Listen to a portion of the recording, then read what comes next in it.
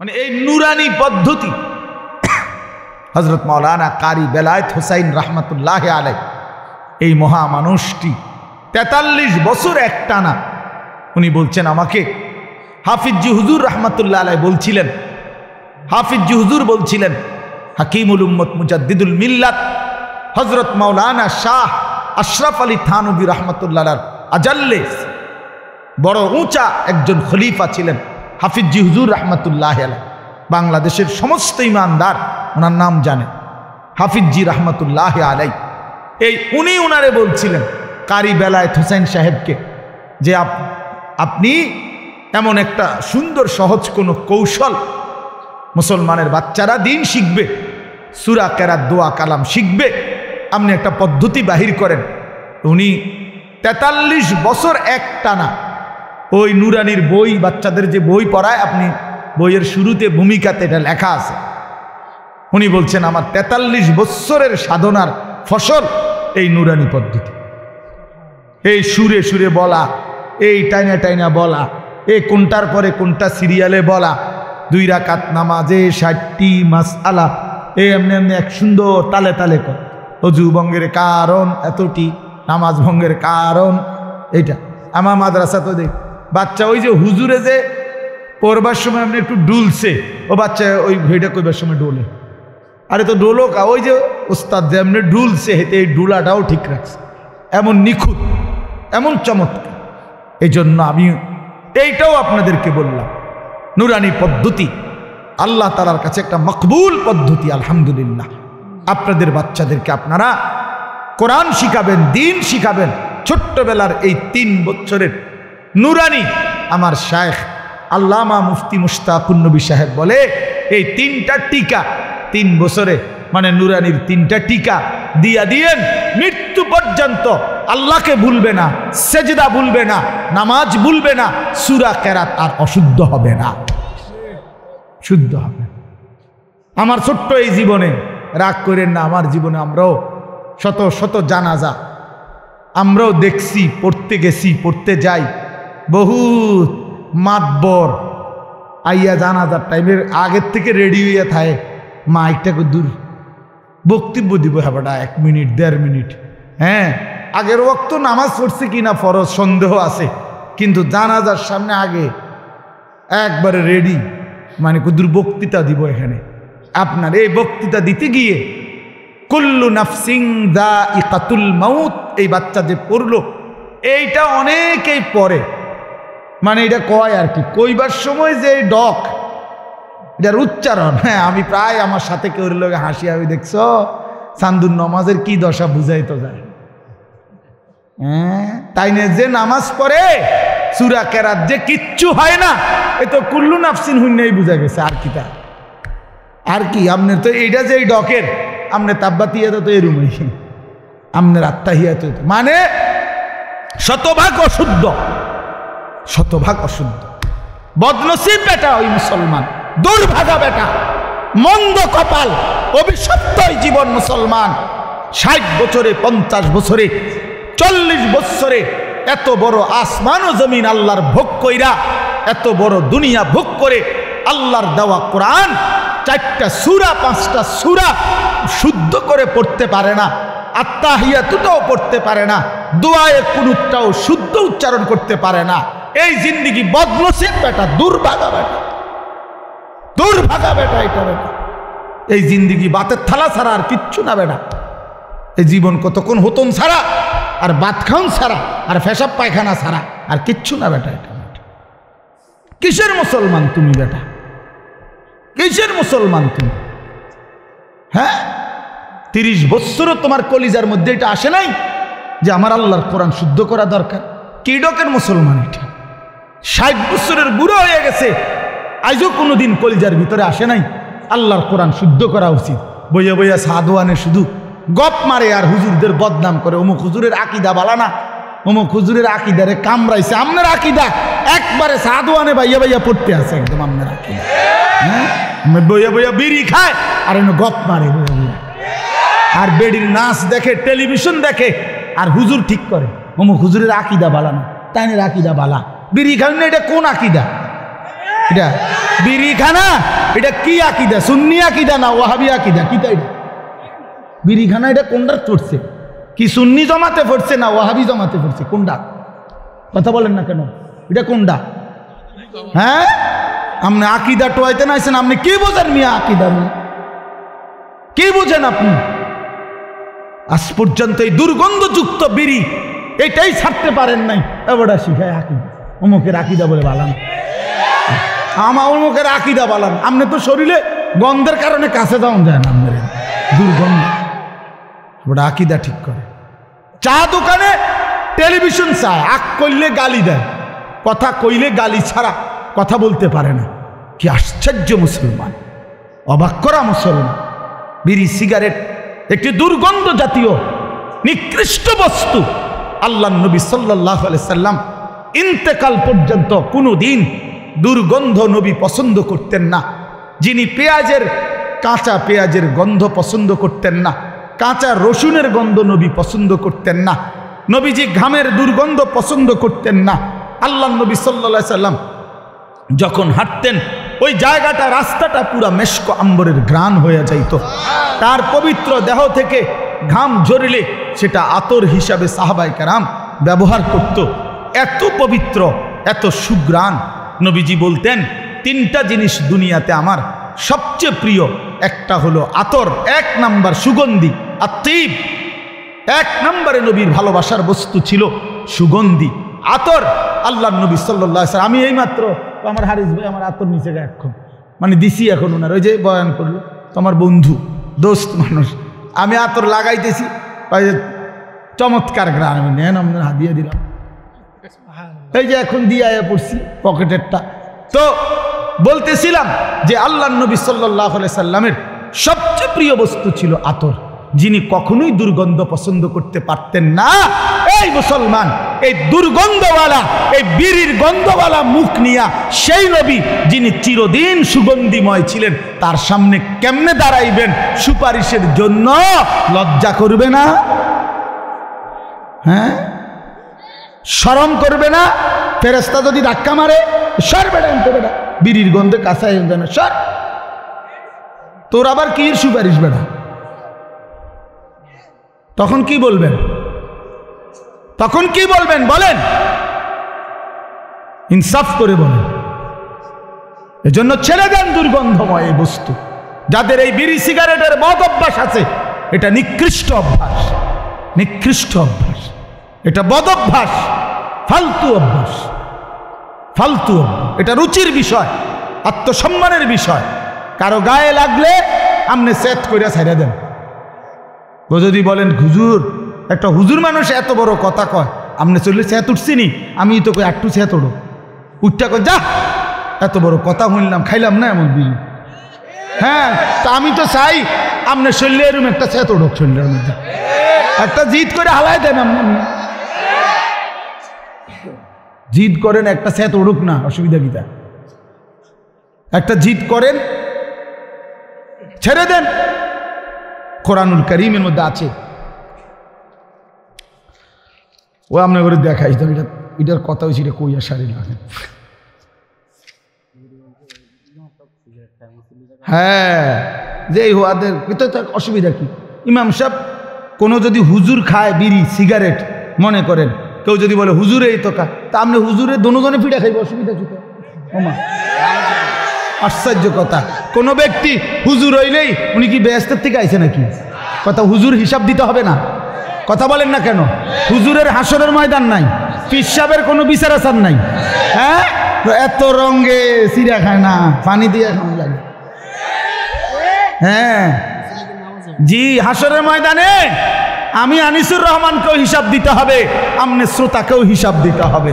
এত এত তামসা না, এত রঙে চিড়া খায় না, পানি দিয়ে খাওয়ান লাগে। হিসাব অবশ্যই। যে ব্যক্তি এই প্রকাশ্য গুনাহ করে সে ফাসেক। আপনি হিসাব নেন এটার, ফাসেকের পিছনে নামাজের হুকুম কি জিজ্ঞাসা করেন, যেই কওমরে জিজ্ঞাসা করেন। এই জন্য বলেন বাপ এ তো মাকরু, এ তাহরিম। এই জন্য আমি অনুরোধ করছি, এই যে দেখেন আপনি কোরআন শরীফে আছে, আল্লাহ তাআলা বলেন জাহান্নামীদের খাবার, জাহান্নামীদের যেই খাবার, এই খাবারের বৈশিষ্ট্য লা ইউসমিনু ওয়ালা ইউগনি মিন জু'। এটার অর্থ হইল জাহান্নামীদের খাবারে আল্লাহ বলতেছে লা ইউসমিনু, এটার দ্বারা কোনো পুষ্টি হবে না, অর্থাৎ কোনো শক্তি সঞ্চয় হবে না। আবার ওয়ালা ইউগনি মিন জু', ক্ষুধাও নিবারণ হবে না। তাহলে জাহান্নামীকে যেই খাবার দেওয়া হবে এটার মধ্যে কোনো পুষ্টিও নাই, শক্তিও নাই, আবার ক্ষুধাও নিবারণ হবে না। তো ঠিক বিড়ি সিগারেট এটা পরীক্ষিত, এটার মধ্যে কোনো পুষ্টিও নাই, শক্তিও বৃদ্ধি হয় না, ক্ষুধাও নিবারণ হয় না। তাইলে এটা কি? এটা জাহান্নামী খাবার ছাড়া আর কিচ্ছু হইতে পারে। জাহান্নামীদের খাবার। আগুন কোনো মুমিনের প্রিয় হইতে পারে না। যে কবর চিনে, আখিরাত চিনে মিয়া, যে আল্লাহ রসুলের সামনে দাঁড়াইবে এটা বুঝে, সে আগুন নাকি দিয়া মুখি দিয়া আগুন বাহির করা, এটা কোনো ইমানদারের প্রিয় হইতে পারে না। মিয়া আপনি এটা খানা, আগুন কোনো খানা মিয়া? কথা বলেন না কেন? আগুন খানা, তা আগুন এটা কিতা? এটা 7 আপ তো এটা কিতা? এটা তো কোনো পানিও না। এটা কি আইটেম? একটা কিছু তো হইব, হয় এটা খানা হইব, না এটা ফানি হইব। এটা তো ফানিও না, খানাও না, তো এটা কিতা? এটা কি? এটা ছি ছি ছি, লজ্জা থাকা উচিত, হায়া থাকা উচিত। আর নয়তো আপনাদের কাছে কোনো যুক্তি থাকলে বলেন যে এটা হুজুর খানাও না, এটা পানিও, এইটাও না, এটাই একটা, তো এটা কিতা? বলে না কিতাও নাই, এটা কিতাও না, মানে ওটা কইতে তো না, কি করবো এটারে? আলহামদুলিল্লাহ। যাই হোক, আমি এটা প্রসঙ্গ আসছে দেখে লম্বা করলাম আর কি। এই জন্য আপনাদের কাছে বললাম আমরা এটা ভাবা উচিত, আমরা এটা ভাবা উচিত। দয়া করে প্রত্যেকেই আপনাদের কাছে অনুরোধ করছি, আমার বলার উদ্দেশ্য ছিল এই কথাটা, যে বাচ্চাটাকে 3টা বছর নুরানি পড়াবেন, আল্লাহর কোরআন শিখাবেন, শুদ্ধ কোরআন পড়াবেন। বাপ দেখবেন তার আখিরাত সুন্দর হবে, তার দুনিয়াটা সুন্দর হবে, সে 5 ওয়াক্ত নামাজ শুদ্ধভাবে পড়তে পারবে। আল্লাহ তাআলা আপনাদেরকে তৌফিক দান করেন, আল্লাহ আপনাদেরকে তৌফিক দান করেন, আল্লাহ আপনাদেরকে কবুল করে নেন। আপনাদের এই মাদ্রাসা, আমার প্রিয় ভাই মাওলানা মুকাম্মেল ভাই, আমার সাথী, আমার বন্ধু মানুষ, আমরা দিন রাত দাওয়াত ও তাবলীগের কাজে, অথবা আমাদের কওমি মাদ্রাসা সংগঠন আছে পুরা বুড়িচং উপজেলা ব্যাপী, আমাদের এই সংগঠনের সব কাজে কর্মে আমরা একসাথে থাকি, চলি। এই জন্য এই মাহফিল, আজকে আমার মাদ্রাসার মাহফিল ছিল, সারা দিন আমার মাদ্রাসায় আমার ব্যস্ততা ছিল। একেবারে সকাল ফজরের পর থেকে নিয়ে এখানে আসা পর্যন্ত আমি টানা কাজ করছি মাদ্রাসায়। একবার মহিলাদের মজলিস হয়েছে সকাল 10টা থেকে আপনার 4:30 আসর পর্যন্ত, কিশোর যুবকদের জন্য ইসলাহি মজলিস হয়েছে, প্রায় 600-র মতো একদম এন্ট্রিভুক্ত, 600-র মতো 30 বছরের নিচে ছেলে আজকে আমাদের এই মজলিসে বয়ানে ছিল আমাদের মাদ্রাসায়। আসরের পর থেকে আবার বয়স্কদের মজলিস হয়েছে, ওইখানে আমি প্রায় 9টা পর্যন্ত বয়ান করে এরপরে এশার নামাজ পড়ে এখানে আসছি। তো উদ্দেশ্য হইল মূলত ভালোবাসার টানে আসা। মাঝখানে একবার আসতে পারি নাই, অনেক এটা নিয়ে মুকাম্মেল বাইরে জবাবদিহি করতে হয়েছে, বহুত কিছু আপনার।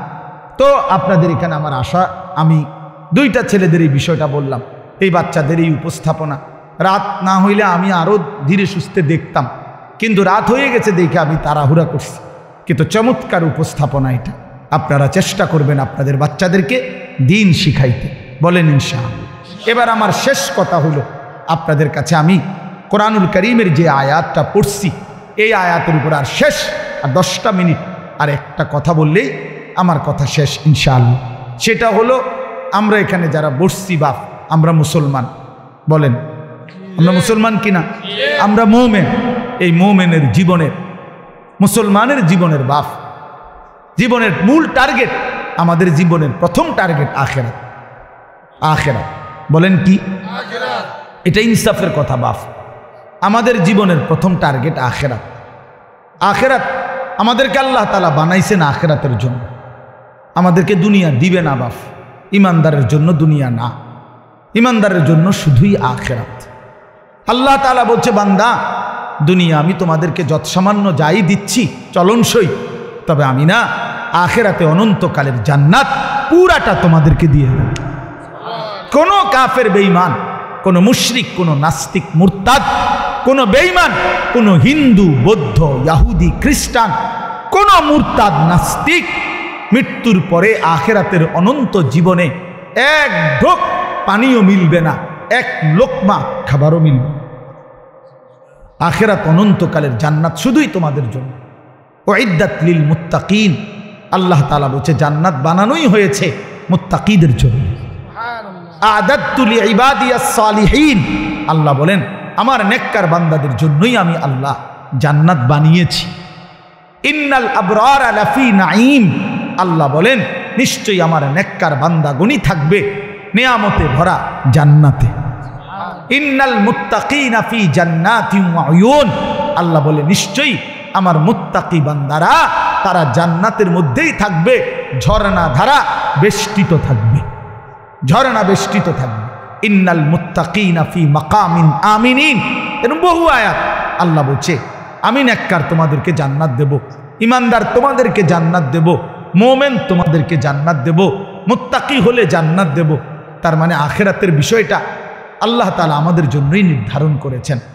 দুনিয়া আল্লাহ তাআলা, প্রিয় ভাই বাপ, ইনসাফের সাথে একটা কথা মনে রাখেন, ছেলেরা বন্ধু তোমরাও মনে রাখো বাপ, আমরা 200 কোটি মুসলমানও যদি খোদার কসম রাত দিন যদি আমরা মেহনত করি দুনিয়া অর্জনের জন্য, পরিশ্রম করি, মাথার ঘাম পায়ে ফেলে যদি আমরা দুনিয়ার কর্ম সবাই মিলে করি, দিবানিশি 200 কোটি মুসলমানে মিলে কেউ অলসতা না করে, তারপরেও আল্লাহর কসম, রব্বে কাবার কসম, কাফের বেঈমানদের সমান সমপরিমাণ দুনিয়া আমাদের মিলবে না।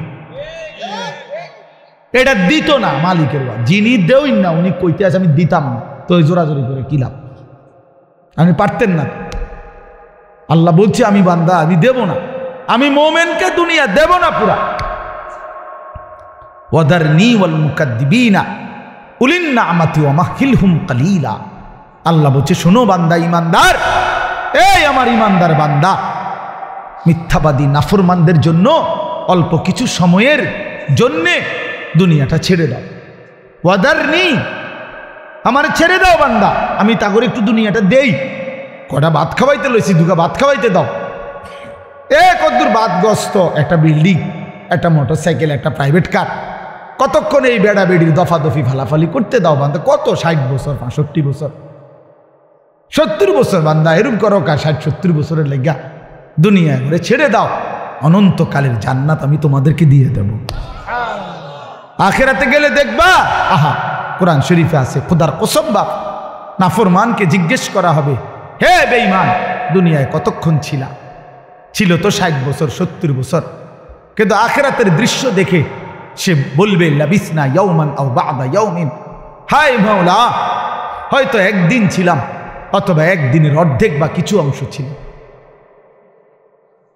60 বছরের দুনিয়া তার কাছে একদিনও মনে হবে।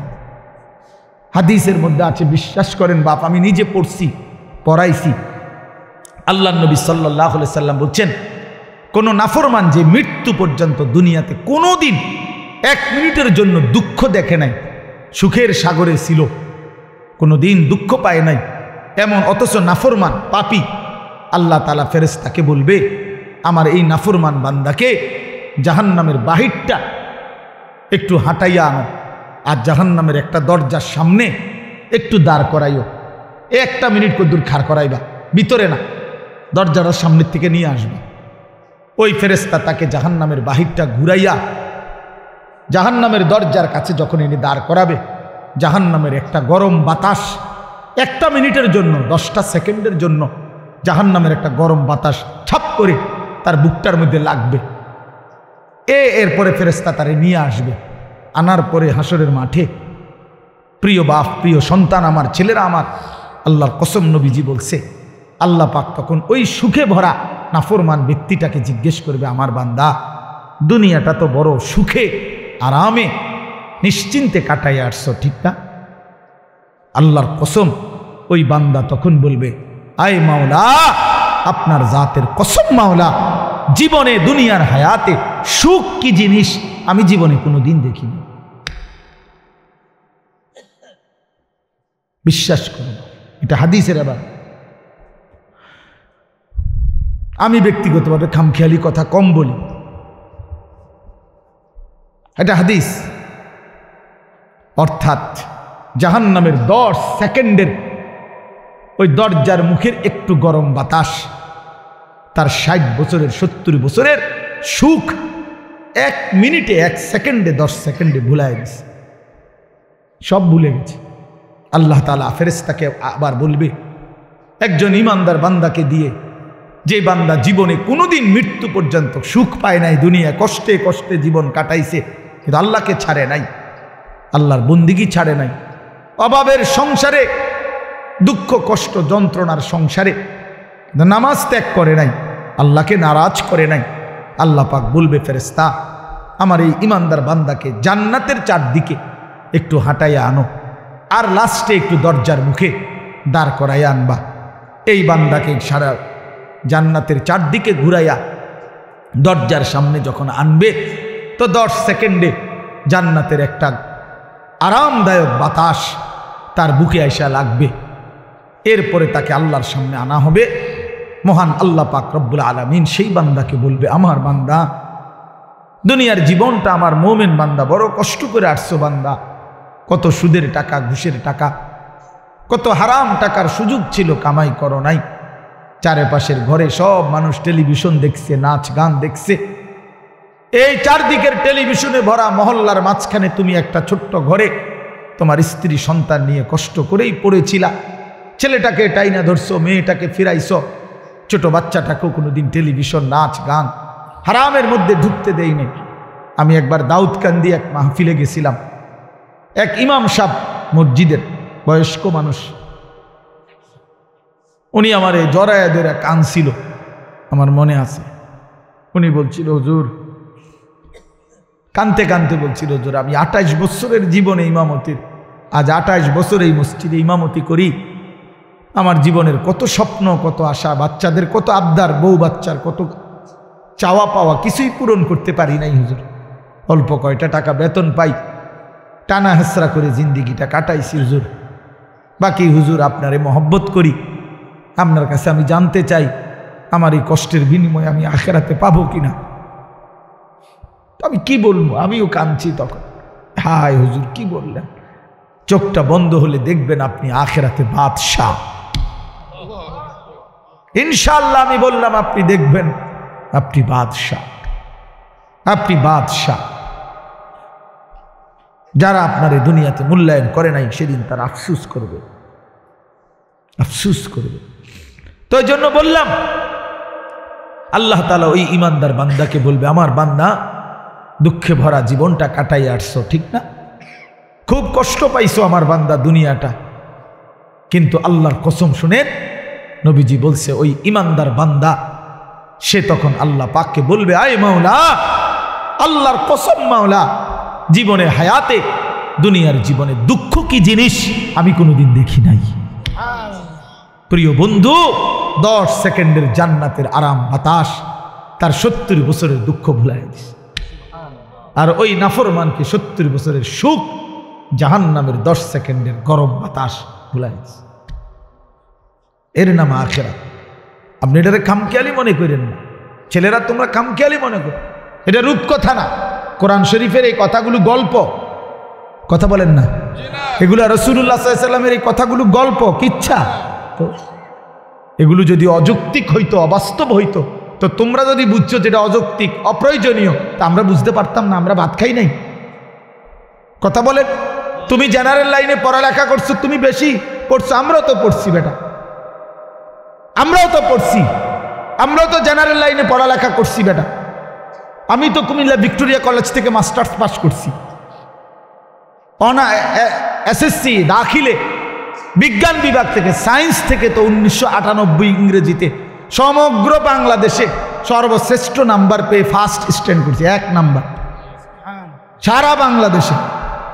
সার্টিফিকেট দেখবেন, চলেন সাবের বাজার আই ফাটামো, ওরা তো মোকাম্মেল বের গেছে ফাটামো, ফটোস্টুট করে ফাটামো, আপনি চেক দিবেন, সার্টিফিকেট আসেনি। কয়টা সার্টিফিকেট লাগবে বেটা? ইডি দিয়া তো উপরে রয়েছে সার্টিফিকেট, ভাত খাইবার তো টাইম নেই, সার্টিফিকেট সামু করতে দৌড়াইতে দৌড়াইতে তো জান শেষ। তা বলতে চাইলাম প্রিয় বন্ধু, জেনারেল পড়ালেখা, সায়েন্স, বিজ্ঞান পড়ালেখা তো আমরাও করছি ভাইয়া।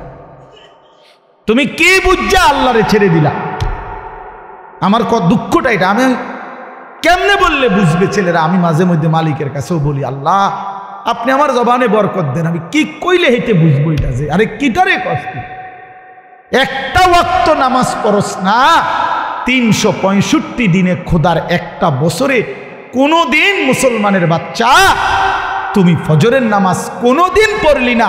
আরে তুই মানুষের বাচ্চা হইলি কেমনে? মুসলমানের বাচ্চা হইলি কেমনে? এই তুই মানুষের বাচ্চা না, তুই মুসলমানের বাচ্চা না, তুই কোনো মানুষের বাচ্চা না বেটা, তুই কোনো মুসলমানের বাচ্চা না বেটা।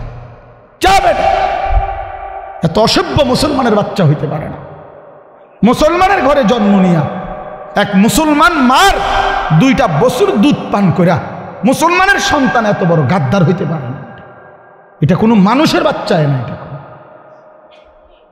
কোনো আইটেমের মধ্যেই পড়ে না। এটা হাইওয়ান জানোয়ার ছাড়া, চতুষ্প জন্তু ছাড়া আর কিচ্ছু হইতে পারে। এই জীবন কুকুর বিড়ালের জীবন হইতে পারে, মানুষের জীবন না। যদি বলেন হুজুর এত বড় কথা কইলেন, এত বড় কথা কইলাম, তোমার সহ্য হয়নি? সহ্য হয়নি তোমার আল্লাহ কোরআনে বলছে। এবার শুনবানি কোরআন শরীফ থেকে, কোরআনুল কারীমের মধ্যে আছে সূরা আরাফের মধ্যে আল্লাহ তাআলা স্পষ্টভাবে বলছেন কোরআনুল কারীমের মধ্যে, ওয়াত্তাবা হাওয়াহু ফামাসালুহু কামাসালিল কালব। আল্লাহ তাআলা বলছে মনের ইচ্ছা মতো যে চলে। আল্লাহ মাফ করে দেন। হাফেজ সাহেব কেউ নাই এখানে? এটা বাইর করেন। আমি তো হাফেজ সাহেব না। সূরা আরাফের মধ্যে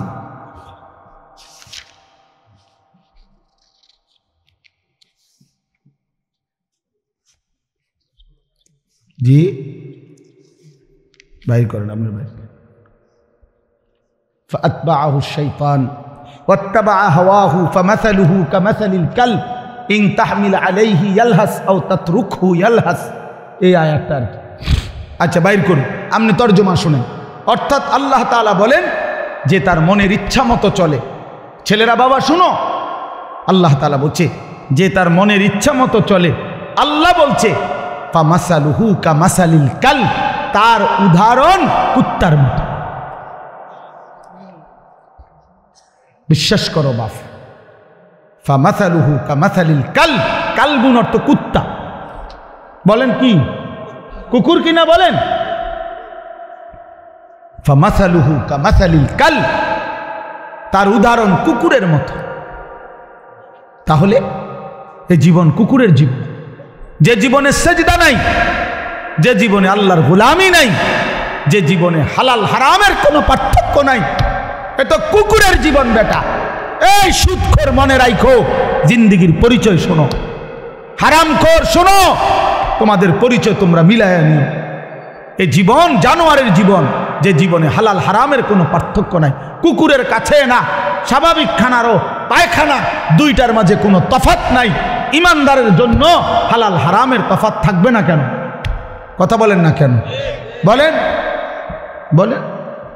একজন ইমানদার, তার জন্য হালাল হারামের পার্থক্য থাকা উচিত না? তো আল্লাহ আমাদেরকে বুঝ দান করেন।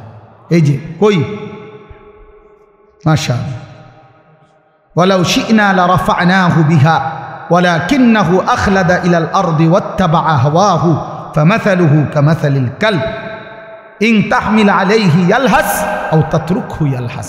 আল্লাহ বলেন কুকুরের স্বভাব, যদি তাকে দৌড়ানি দেয় তাইলেও সে জিহ্বা লম্বা করে হাঁফায়, এমন করে। দেখছেন না কখনো কুকুর দৌড়তে দৌড়তেও কি করে? জিহ্বা লম্বা করে হাঁফায়। আও তাতরুকহু, আবার যদি তারে ছেড়ে দেন, খারাপ থাইকেও দাঁড়ানো থাইকেও ইয়ালহাস, জিহ্বা লম্বা করে এমন করে হাঁফা। এটা কুকুরের স্বভাব। মানে কি? দৌড়ানি দিলে না, তোমার দৌড়াইছে দেখে তুমি জিহ্বা লম্বা করলা, অন্ত তোমার দাঁড় করাই রাখছে, অন্ত তারাই রয়েছে, অনকা জিহ্বা লম্বা করো। এমন সমস্যা কি? এখন তো তুমি এত জোরে হাঁফাইবার কথা না। এটার অর্থ হইল পাইলেও অতৃপ্ত, না পাইলেও কি অতৃপ্ত। অতৃপ্ত অতৃপ্ত এই নাফরমান এমন। আপনি একটা ছেলেকে বলেন যে বাবা সারা রাত তো উলঙ্গ ছবি দেখলা, এখন থামো, সার চিনি কও, আর চাইবানি, ছাড়ো, এবার ছাড়ো, এবার থামো, না হে আরো দেব। আপনি একজন সুদখোরকে বলেন আপনি তো সুদ খাইলেন আজকে 3 বছর 10 বছর, এবার থামেন, এবার থামেন, আর লাগবে নি, বলবে ওমা কি কন হবে শুরু। ঠিক কিনা বলেন না কেন? পেলেও অতৃপ্ত, না পেলেও কি অতৃপ্ত। বেচা কিনা হইতেছে দুনিয়া, দেখেন দোকানে বেচতেছে মাল, অলরেডি মাল শেষ হইতেছে, নতুন মাল ট্রাকে দিয়া নামাইতে আছে। এই অবস্থায়ও যদি গিয়ে জিজ্ঞান ভাই বেচা কিনার কি অবস্থা, বল করতে কি এর ব্যবসা আসেনি, ওনার এই ব্যবসা কি আর আসেনি আগের ব্যবসা। আরে ডাকাত, কত বড় ডাকাত তুই, কইলিটা কি হবে না, আগের ব্যবসা নাই। আগের ব্যবসা তো তুমি মালডি কার কাছে বেচলা, নতুন মাল চালান আইলো, মালডি কি লেগা নামাইলা, বেচা কিনে যে তুই নাই, নতুন মাল আইন না কি লেগা বলেন। আগের ব্যবসা নাই বলতে কোন সালের ব্যবসা নাই? আগেরটা এটা কত বছর ধরছেন নাকি? আগে 300 বছর আগের ব্যবসা নাই, তা আপনি এই সময় আইসেন কীর্তেন, আমি সে সময় থাকতেন, যে সময় ব্যবসা আসিল সেই সময় পৃথিবীতে আইতেন। কোন সময়ের ব্যবসা নাই? কি নুহু নবীর জামানার ব্যবসা নাকি? তো তুমি বেটা এই সময় আইলা কীর্তা, তুমি জন্ম নিলা পৃথিবীতে এই বছর, এখনকার সময় কয় আগের ব্যবসা নাই। এ অর্থ হইল পেলেও অতৃপ্ত, না পেলেও কি। এ তো কুকুরের স্বভাব। কিসের স্বভাব? কুকুরের স্বভাব। এই যদি কারো গায়ে লাগে ছেড়ে দেন, অসুবিধা কি? আপনি বলে না আমি এই খাচ্ছতে ছেড়ে দিলাম, যা এত বড় কথা শুনতাম না। আপনি এই বদভ্যাস ছেড়ে দেন, বরং হার হালাতে বলেন আলহামদুলিল্লাহ। ঠিক কিনা বলেন? ভাই বেচা কিনা কেমন? আলহামদুলিল্লাহ। আগে মনে হয় একটু কাস্টমার কম হয়, আলহামদুলিল্লাহ ভাই আল্লাহ চালাচ্ছে, খালাস। হর হালাতে মুমিন কি বলবে? আলহামদুলিল্লাহ। বলেন না কি বলবে? আলহামদুলিল্লাহ। আমার এক খুব কঠিন এক ঘনিষ্ঠ মানুষ আমারে খুব মহব্বত করতো, করে, এখনো করে। ওনার ছেলে আমার মাদ্রাসায় পড়ে। তো একদিন আমি ওনার দোকানের সামনে আমার দেখা হয়েছে, আমি বললাম কি অবস্থা ভাই? হুজুর ব্যবসাটা ছেড়ে দিব। আমি কেন? হুজুর আমার দোকানে একটু বেচা কিনা ভালো হয়, এই আমার লগে জিদ কইরা হিংসা কইরা আমার কাছাকাছি একের সাথে আরো 5টা দিছে এরকম দোয়ান, মানে হের মাল ডির মতো। এখন এই জন্য হুজুর বুঝছি যে আমার ব্যবসাটা আমি ছেড়ে দেবো আমার এই ব্যবসা। পরে আমার পুরো মনে আছে আমি আমার এই পকেট থেকে এরকম তসবি, আমার পকেটের তসবি বের করে ওনার হাতে দিছি। হাতে দিয়ে কইলাম ভাই শুনেন, কালকের থেকে নিয়ম মাফিক আপনি দোকান খুলবেন, নিয়ম মাফিক দোকান বন্ধ করবেন। আর আপনার তো কামাই দরকার, কামাই কমে গেছে এই তো না, ব্যবসা দরকার এই তো। আমি আপনারে বলি আপনি ক্যাশে বৈশা তসবি পড়া শুরু করবেন, সুবহানাল্লাহ, আলহামদুলিল্লাহ, আল্লাহু আকবার, লা ইলাহা ইল্লাল্লাহ, এভাবে একটার পর একটা তসবি পড়বেন। কাস্টমার আসলে এটা তসবি পড়া বন্ধ করে বেচা কিনা করবেন। তাইলে কি হবে? আমি বললাম ভাই তাইলে কাস্টমার আইলে দুনিয়ার মাল বেচলে দুনিয়ার ব্যবসা হবে, কাস্টমার না থাকলে তসবি পড়লে আখিরাতের ব্যবসা হবে। তাহলে আর আপনার কামাই বন্ধ নাই, হয় দুনিয়া কামাই হচ্ছে, হয়তো কি কামাই হইতেছে? আখিরাত কামাই হচ্ছে। আপনার আমি আমার তসবি দিয়ে গেলাম। কত মনে 6 মাস বা 8 মাস পরে আবার ওনার সাথে দেখা হয়েছে। আমি কইলাম কি খবর, বেচা কিনার হালাত কি? বলছে হুজুর দোনো ব্যবসা জমজমাট। দোনো ব্যবসা কি মানে বেচা কিনাও চলতেছে ভালো, তসবিও পড়তেছি ভালো, আখিরাতের কামাইও হচ্ছে, দুনিয়ার কামাইও হইতেছে। পরে আমি কইলাম ভাই আমার তসবিটা দিয়ে এলাম, তো লাইনে পড়ে গেছেন আপনি, সারছে তো ওইটা দিয়ে এলাম তসবি। না হুজুর এটাই তো আমার বাইক লাগছে, এটা কেন তসবি? এটাই তো আমার বাইক লাগছে, আমি এটা দিতাম না। আলহামদুলিল্লাহ। তো বাপ আমার কথা হলে এটাই, আমরা আখিরাতের জন্য, আমাদের জিন্দিগি আখিরাত, আমাদের জীবন কি আখিরাত। সেই আখিরাতের সর্বশ্রেষ্ঠ সিজন মৌসুম মাহে রমজান। বলেন আলহামদুলিল্লাহ। শাহরু রমাদান এই কথাটাই শেষ কথা হইল। আমরা যদি দিল থেকে বুঝি যে আমরা আসলে আখেরাতের জন্য, আমরা মোমেন, আমরা মুসলমান, অতএব আমাদের সামনে একটা শ্রেষ্ঠতম সুযোগ মাহে রমজান। মাহে রমজান, মাহে রমজান। দয়া করে আল্লাহর ওয়াস্তে ভাইয়া আমার, বন্ধু আমার, সাথী আমার, ছেলেরা তোমাদেরকেও বলি, বাবারা আপনাদেরকেও বলি, পর্দার আড়ালের মা বোন আপনাদেরকেও বলি, একটা মাস রমজান আসতেছে, দয়া করে একটু কদর করে আখেরাতের ফিকির করে গুনাহ ছেড়ে দেন। চুরি, ডাকাতি, জিনা, ব্যভিচার, মদ, জুয়া, অশ্লীলতা, বেহায়াপনা, অসভ্যতা, নোংরামি, মা বোনরা বেপর্দার জিন্দিগি মা ছেড়ে দেন। ছেলেরা বাপ, নারী দেখা, ছবি দেখা বন্ধ করে দাও বাপ। প্রিয় সাথী বন্ধু, মোবাইলের ওই নারী তোমারে সুখ দিবে না। অশ্লীল ছবি কাউকে সুখ দেয় নাই বাপ। গুনাহ পৃথিবীতে কাউকে ইজ্জত দেয় নাই, আখেরাতেও ইজ্জত দিবে না বাপ। গুনাহ প্রত্যেককেই লজ্জিত করে, গুনাহ প্রত্যেককেই অসম্মানিত করে, মানুষকে ঘৃণার পাত্র বানায়, নেকি মানুষকে দামি করে।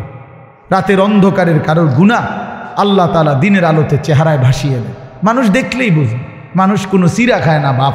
মানুষ ফুট্টাখোররে দেখলে, গাঁজাখোররে দেখলে, নেশাখোরকে দেখলে মানুষ ঠিকই বুঝে, চেহারা দেখলেই বোঝা যায় বাটপারের মতো, ফুট্টাখোর, বাবাখোরের মতো। হ্যাঁ, ছেলেটা তো চরিত্রহীন। তুমি সারা রাত উলঙ্গ ছবি দেখবা, নাচ গান দেখবা, নর্তকীর ছবি দেখবা, আর লোকে তোমারে দিনের আলোতে দেখলে বলবে মাশাআল্লাহ, জোনায়েদ বাগদাদি নাও, আল্লাহু আকবার, এটা দেখতে দিয়া বাইজিদ বুস্তামি স্বাস্থ্য পাই না। হ্যাঁ, মানুষে তো বেউকুব, মানুষে চিড়া খায়, আর আমনে ভাত খান বইয়ে বইয়া। মানুষে বুঝে না, সিটাররে মানুষ সিটার চিনে না। কথা বলেন না কেন? হ্যাঁ, দুশ্চরিত্রকে মানুষ আলোকে আলোই বলে, অন্ধকারকে অন্ধকারই, নাকি আলোকে আলোকে অন্ধকার বলে না। লোকে চিনতে ভুল করে না, লোকে চিনতে ভুল করে না বাপ, মানুষ ঠিকই চিনে। আমরা আরবিতে পড়ছি অফিকা উয়ুবুন, আরবি প্রবাদ খুব সুন্দর এটা। অফিকা উয়ুবুন ওয়ালিন্নাসি আয়ুন, তোমারও দোষ আছে, মানুষেরও চোখ আছে। তোমারও কি আছে? দোষ আছে। মানুষেরও কি আছে? চোখ আছে। মানুষ চিনতে ভুল করে না। এজন্য দয়া করে নাফরমান হিসাবে পরিচিত সুদখোর, ঘুষখোর, হারামখোর, জেনাকারী, বেবিচারী, বেপর্দা, অসভ্য, এই নামেই পরিচিত হওয়া, এটার চাইতে ঘৃণা, লজ্জা আর কি হতে পারে বাপ?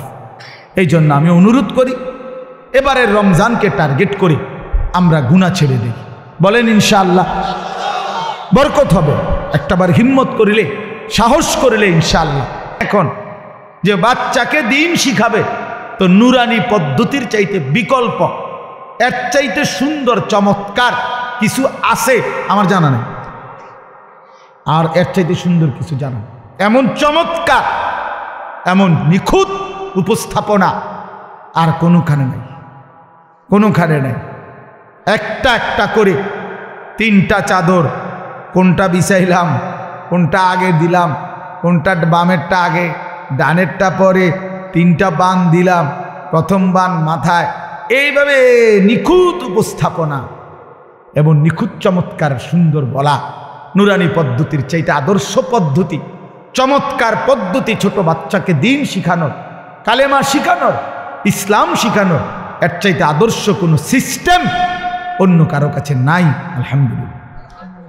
আমি মদিনা শরীফ মসজিদে নববীতে রাসূলুল্লাহ সাল্লাল্লাহু আলাইহি ওয়াসাল্লামের রওজায়ে আতহার যেখানে, সেই মদিনা শরীফে মসজিদে নববীতে মদিনার বাচ্চারা, ছোট ছোট বাচ্চারা মদিনা শরীফের এই মসজিদে নববীতেই মক্তব পড়ে। ফজরের পরে, আসরের পরে মক্তব আছে, ওইখানে অনেক উস্তাদ আছে, এ আলাদা আলাদা খুঁটির পাশে পাশে উস্তাদরা বসে, আর এই মদিনার সুন্দর সুন্দর ছোট ছোট বাচ্চাগুলা এগুলা পড়তে আসে। আমি অনেক সময় ওগুলোর লগে বসে বসে দেখি, এ হজ উমরায় গেলে। তো আমি নিজে আপনার এরকম বাচ্চা, একবার এক বাচ্চারে বললাম তোমার বইটা দাও, এটা একটু আরবিতে, পায় দিচ্ছে না আমার। আমি অনেকবার বললাম তোমার এটা দাও আমারে, আমি একটু দেখি। তো তার পাশের ছেলেটা হাসতে হাসতে বলতেছে ওটা ছিঁড়া, ছিঁড়া, ছিঁড়া দেখে দেয় না, তুমি আমারটা নাও, ওরটা দিতে গেছে। এরপরে আমি ওই বাচ্চাটা নিলাম। এরপরে প্রথম পৃষ্ঠার দিকে খুলে দেখি এই বাচ্চাদের এই মদিনায় আরবে যে বইটা কায়দাটা বাচ্চাদের মক্তবের, ওটার মধ্যে একবার স্পষ্ট বড় অক্ষরে লেখা আছে আল কায়দাতুন নুরানিয়া, নুরানি কায়দা। আমি পরে 4 রিয়াল দিয়া এটা কিনে আনছি, আমার কাছে আছে নুরানি কায়দা। সকলে দরুদ ইব্রাহিম পড়েন।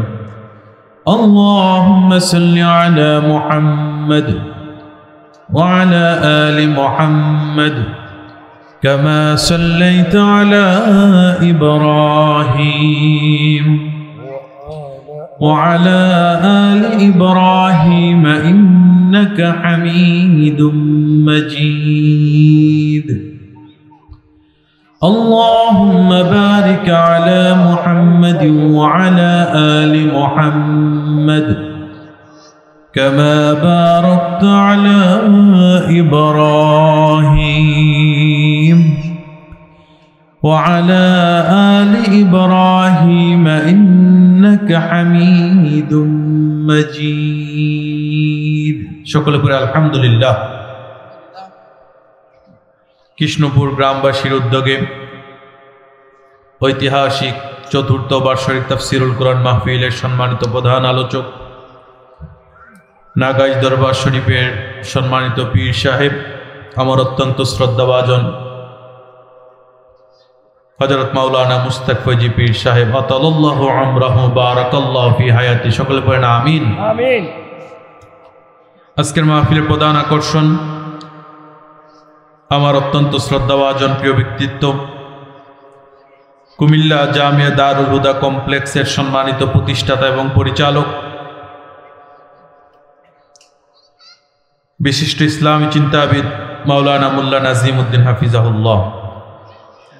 কথা বলেছেন স্থানীয় অনেক উলামায়ে কেরাম, আমন্ত্রিত মেহমানবৃন্দ, সামনে বসা কোরআন প্রেমিক, ইসলাম প্রেমিক, আল্লাহ এবং রসুল প্রেমিক মুসলমান ভাইয়েরা, পর্দার অন্তরালে আমার শ্রদ্ধেয় সম্মানিত মা এবং বোনেরা, সকলকে নিয়ে মহান মনিব আল্লাহ রাব্বুল আলামিনের দরবারে শুকরিয়া আদায় করি যে মহান মনিব আমাদেরকে কোরআন শোনার জন্যে দল মত নির্বিশেষে কাঁধে কাঁধ মিলিয়ে একই ছাউনির নিচে বসার তৌফিক দান করেছেন। সে মহান মনিবের দরবারে খুশি হয়ে পড়ছি আলহামদুলিল্লাহ আলহামদুলিল্লাহ। দরুদ প্রেরণ করছি বিশ্ব মানবতার সর্বশ্রেষ্ঠ শিক্ষক জনাব মুহাম্মদুর রাসূলুল্লাহ সাল্লাল্লাহু আলাইহি ওয়াসাল্লামের দরবারে, যার আগমনে অন্ধকার একটি সমাজ আলোর দিশা পেল, পথহারা মানুষগুলো পথ খুঁজে পেল। আমরা পেলাম যার মাধ্যমে একটি স্বয়ং সম্পূর্ণ, পরিপূর্ণ, গ্রহণযোগ্য, মনোনীত জীবন ব্যবস্থা তথা ইসলাম। সেই রাসূলের প্রতি দরুদ প্রেরণ করছি, সকলে বলছি সাল্লাল্লাহু আলাইহি ওয়াসাল্লাম। সম্মানিত হাজিরিন, আমরা সময় বেশি দীর্ঘ করব না, সংক্ষিপ্ত সময়ে মহাবিশ্বের মহাবিশ্বয় আল কোরআন কারীম থেকে আজকে আমরা কথা বলবো মুত্তাকি বান্দাদের সাথে আল্লাহর করা চুক্তি। অর্থাৎ আল্লাহ রাব্বুল আলামিন দুনিয়ার জমিনে যারা তাকওয়ার গুণ অর্জন করতে পারবে, আল্লাহকে ভয় করার নীতি অবলম্বন করতে পারবে, আল্লাহকে ভয় করে আল্লাহর সমস্ত হারাম যেগুলো আল্লাহ বান্দার থেকে আশা করেন না, এবং বান্দার জন্য যেগুলো সত্যিকার অর্থে অকল্যাণকর, আল্লাহ বান্দার জন্য যেগুলো হারাম করেছেন, আল্লাহর ভয়ে ঘৃণা বড়ে কাজগুলো ছেড়ে দেওয়া, তারাই হচ্ছে মুত্তাকি। যারা তাকওয়ার গুণ অর্জন করবে, আল্লাহকে ভয় করে হারাম কাজ ছেড়ে দিয়ে আল্লাহকে ভয় করার নীতি অবলম্বন করে দুনিয়ার জীবনটাকে সাজাবে, আল্লাহ রাব্বুল আলামিন এমন মুত্তাকি বান্দাদের সাথে চুক্তি করতেছেন। পৃথিবীতে বড় বড় চুক্তি হয়, রাষ্ট্রের সাথে রাষ্ট্রের চুক্তি হয়, বড় ব্যবসায়িকের সাথে বড় ব্যবসায়িকের চুক্তি হয়, আরো অনেক মাধ্যম আছে। মানুষ চুক্তি করে যেন কখনো চুক্তি ভঙ্গ না করে, কিন্তু মানুষের স্বভাব হচ্ছে তার স্বার্থের বাহিরে গেলে চুক্তি ভঙ্গ করতে সে একবারও চিন্তা করে না, ঠিক কিনা? কিন্তু মহাবিশ্বের মহাবিশ্বয় तमाम বিশ্বজানের প্রতিপালক যিনি আল্লাহ রাব্বুল আলামিন বিনা স্বার্থে পৃথিবীটাকে সৃষ্টি করলেন, অসংখ্য মাখলুক আল্লাহ রাব্বুল আলামিন সৃষ্টি করলেন, তাদেরকে দিনের পর দিন আল্লাহ রাব্বুল আলামিন কোনো বিনিময় ছাড়াই রিজিক দিচ্ছেন। আল্লাহ রাব্বুল আলামিন তাদেরকে কি প্রতিদান দিবেন না দিবেন এটা সম্পূর্ণ আল্লাহর ইচ্ছা ছিল। তারপর আল্লাহ রাব্বুল আলামিন চুক্তি করতেছেন, যারা আল্লাহ রাব্বুল আলামিনের সাথে চুক্তি করছে তারা যদি আল্লাহর সাথে কৃত ওয়াদা পূর্ণ করে তাহলে আল্লাহ রাব্বুল আলামিনও তাদের সাথে দেয়া প্রতিশ্রুতি রক্ষা করবেন। আর আল্লাহ রাব্বুল আলামিন যে বান্দার সাথে দেয়া প্রতিশ্রুতি রক্ষা করবেন এতে কোনো বিন্দু পরিমাণেও সন্দেহ নাই। আল্লাহ রাব্বুল আলামিন মুত্তাকি বান্দাদের সাথে চুক্তি করছেন।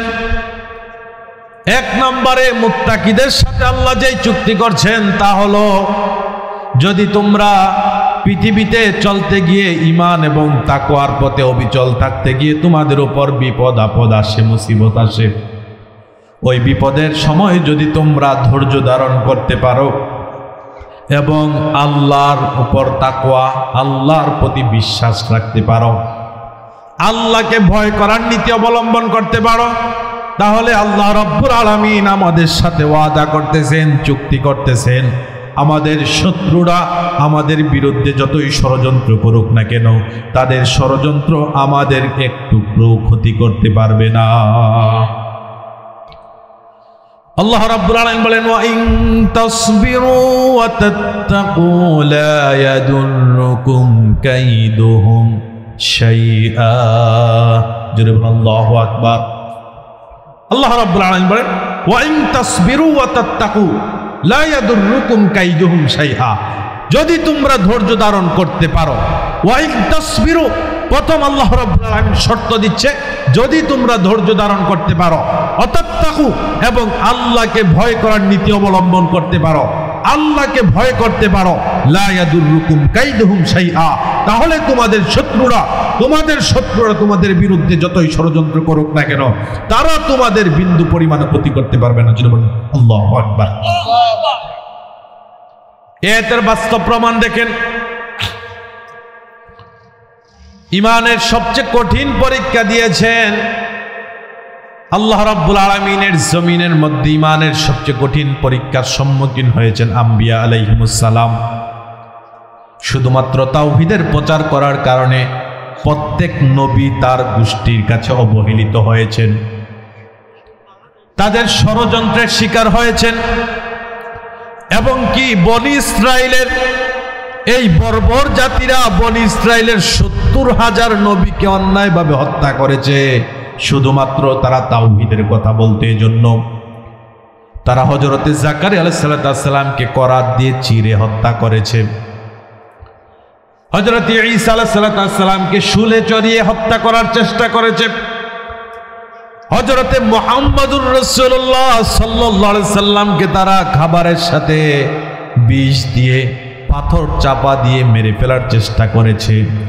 কিন্তু যে আম্বিয়া আলাইহিমুস সালাম পৃথিবীর জমিনে সবচেয়ে তাকওয়াবান ছিল, এজন্য শত্রুরা তাদের বিরুদ্ধে ষড়যন্ত্র করার পরও সফল হতে পারে নাই। জোরে বলেন সুবহানাল্লাহ। আল্লাহ প্রতিশ্রুতি দিচ্ছেন, ওয়া ইন তাসবিরু ওয়া তাত্তাকু, যদি তোমরা ধৈর্য ধারণ করতে পারো, তাকওয়ার পথ অবলম্বন করতে পারো, আল্লাহকে ভয় করে তাগুতের ভয় অন্তর থেকে দূরে সরিয়ে শুধুমাত্র আল্লাহর ভয় লালন করতে পারো, লা ইয়াদুররুকুম কাইদুহুম শাইআ, তাহলে তাগুত যত শক্তিশালী হোক না কেন, তাগুত যত পাওয়ারফুল হোক না কেন, তারা তোমার বিন্দু পরিমাণ ক্ষতি করতে পারবে না। যেন বলেন ঠিক কিনা? এর বাস্তব প্রমাণ দেখেন। নবীদের মধ্যে মুহাম্মদুর রাসূলুল্লাহ সাল্লাল্লাহু আলাইহি সাল্লাম সবচেয়ে বেশি কাফের এবং মুশরিকদের ষড়যন্ত্রের শিকার হয়েছেন, অত্যাচারের শিকার হয়েছেন। তারপরে সবচেয়ে বেশি কঠিন পরীক্ষার সম্মুখীন হয়েছেন আমাদের জাতির পিতা সাইয়্যিদুনা ইব্রাহিম আলাইহিস সালাম। এই ইব্রাহিম আলাইহিস সালামকে জন্ম থেকে শুরু করে যতদিন পর্যন্ত নমরুদ ক্ষমতায় ছিল ততদিন তাকে বিভিন্নভাবে তার বিরুদ্ধে ষড়যন্ত্র করেছিল, তাকে আল্লাহর জমিন থেকে হত্যা করে মুছে ফেলার চেষ্টা করেছিল। কিন্তু যেহেতু ইব্রাহিম আলাইহিস সালাম আল্লাহকে ভয় করে, আল্লাহর উপর ভরসা করে, আল্লাহর প্রতি বিশ্বাস রেখে দুনিয়ার জীবনটাকে সুন্দরভাবে সাজিয়েছিলেন, যার কারণে নমরুদের মতো এত প্রতাপশালী শাসকও তার বিরুদ্ধে কোনো ষড়যন্ত্রে সফল হতে পারেন নাই। যিনি বলেন সুবহানাল্লাহ। নমরুদকে গোটা পৃথিবী শাসন করেছে 4 জন শাসক, এর মধ্যে একজন হচ্ছে এই নমরুদ। এই নমরুদ ইব্রাহিম আলাইহিসসালামের বিরুদ্ধে কম ষড়যন্ত্র করে নাই, কিন্তু তিনি যেহেতু ধৈর্য ধারণ করেছিলেন এবং রবের প্রতি আল্লাহর তাকওয়া অবলম্বন করেছিলেন, আল্লাহকে ভয় করার নীতি অবলম্বন করেছিলেন, যার কারণে নমরুদ যত ষড়যন্ত্র করেছে সব ষড়যন্ত্রকে আল্লাহ রাব্বুল আলামিন নষ্ট করে দিয়ে, ধ্বংস করে দিয়ে প্রত্যেক ধাপে ধাপে ইব্রাহিম আলাইহিসসালামকে আল্লাহ রাব্বুল আলামিন উত্তীর্ণ করেছেন। যিনি বলেন সুবহানাল্লাহ। হযরত ইব্রাহিম আলাইহিসসালাম তিনি সাধারণ পরিবারের কোনো মানুষ ছিলেন না।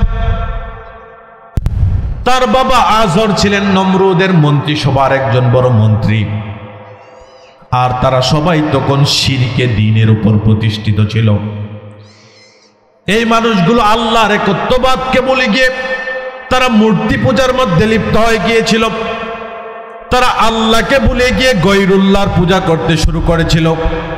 আর ইব্রাহিম আলাইহিসসালামকে আল্লাহ রাব্বুল আলামিন তার অন্তরটাকে তাওহীদের নূর দ্বারা আলোকিত করলেন, যার কারণে তিনি শৈশব থেকেই মূর্তি পূজার প্রতি তার আকাশ পরিমাণ ঘৃণা ছিল। বিভিন্ন সময় বাবা যখন ইব্রাহিম আলাইহিসসালামকে, তার বাবা যেহেতু মূর্তি ব্যবসায়ী ছিলেন, মূর্তি কেনা বেচা করতেন, মূর্তি বানাতেন এবং বিক্রি করতেন, প্রায় সময় সন্তানকে সহযোগী হিসাবে তিনি সাহায্য চাইতেন।